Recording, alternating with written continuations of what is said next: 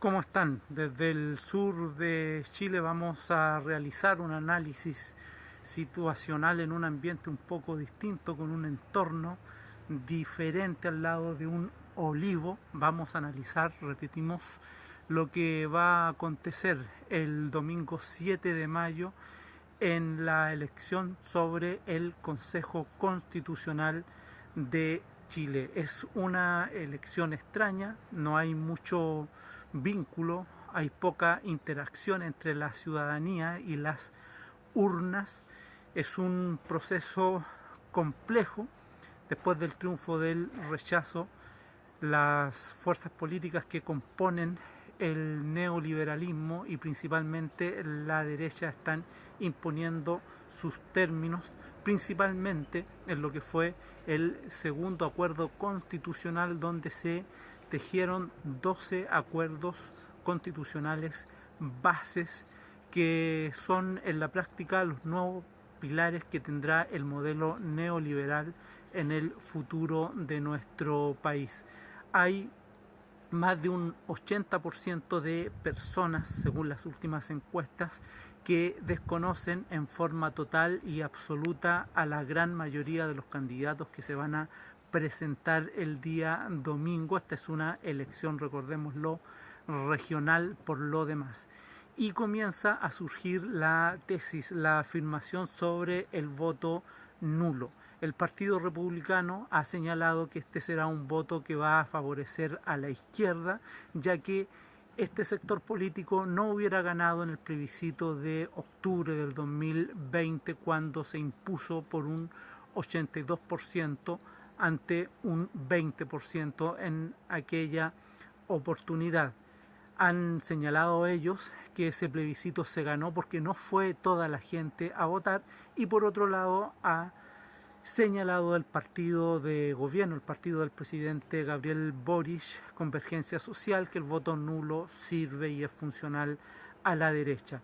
Este es un contexto totalmente distinto y diferente a los votos nulos que se han transmitido en otros guarismos electorales, principalmente en las segundas vueltas que hemos tenido en los últimos años, donde tuvimos muchas organizaciones que llamaron al voto nulo, pero sin embargo este nunca logró superar el 2%.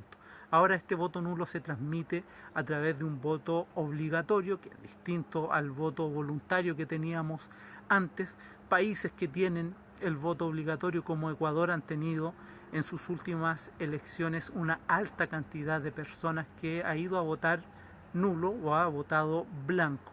Esta puede ser una expresión de malestar más allá de quién se puede ver beneficiado en el corto plazo, en la coyuntura, con esta votación. Hay un malestar social parecido, similar al malestar que hubo cuando tuvimos el estallido del año 2019 o cuando tuvimos la manifestación del rechazo con ese 62% el 4 de septiembre del año 2022, tomando en consideración que ese no es un voto de derecha. Las manifestaciones del 2019 tampoco eran una manifestación de la izquierda, pero siempre hay quien capitaliza. Las capitalizaciones en este último tiempo son muy precoces, duran bastante poco, más bien todas estas capitalizaciones son muy coyunturales y no tienen la capacidad estas de construir hegemonías en el largo plazo.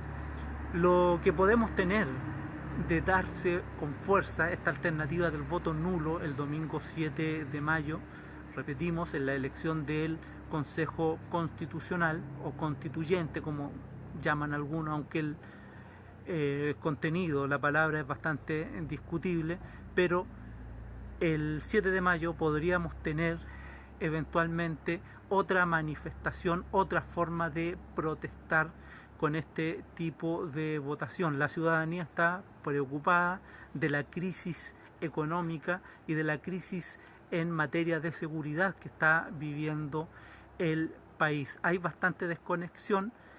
Este proceso constitucional no está logrando crear la misma conexión que hubo con el primer proceso constituyente, que derivó en una convención constitucional que, más allá de los resultados, del 4 de septiembre del 2022, Chile estaba más involucrado con los contenidos, se hablaba del derecho a la propiedad, se hablaba de los derechos sociales, se hablaba del Estado plurinacional y hoy no se está hablando de nada. Es clave el plebiscito de salida, donde se tendrán dos alternativas: la alternativa de aprobar o rechazar, la cual se realizará el día domingo 17 de diciembre, bien digo, del presente año 2022. Algunos analistas sociólogos dicen que estamos en un proceso destituyente, que hay sectores que están rechazando prácticamente todo y van a rechazar al gobierno que venga. Otros dicen que es un voto antiduopolio, este voto malestar que comenzó a manifestarse desde el año 2010 con el 20% que obtuvo el ex candidato del Partido Progresista Marco Enríquez Ominami. Lo cierto es que de obtener el voto nulo un alto porcentaje, estamos hablando de un 10% quizás más, es un guarismo, es un número que hay que analizar, en la cual hay que reflexionar.